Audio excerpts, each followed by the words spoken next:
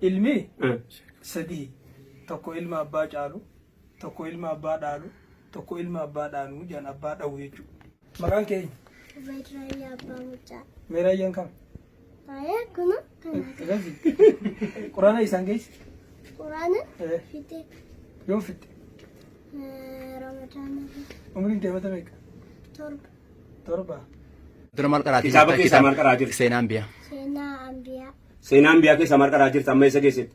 Ani amma Nuux. Nabiyullah Nuuhi.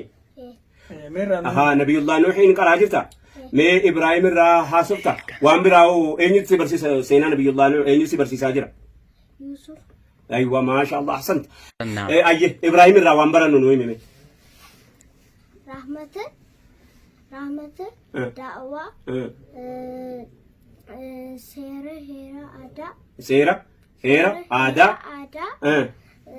Waan baramoo gisee amma daawwaa gisee gootu ofirraa eegalta gisee haasa'u ofirraa eegaltee sana booddee gara abbaa keetti deemta abbaan dinnaan immoo gara ummataatti deemta. Baay'ee bareeda.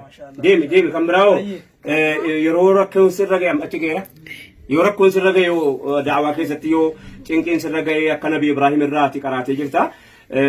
Oo rakkoon daawwaa namaan ga'u irratti sirra ga'e maal goota? Bikka biraa deemtee ammas ni haasofta. Ergaa mee waa'ee azkaaraa bismillah waan ganama silaanaa himte san.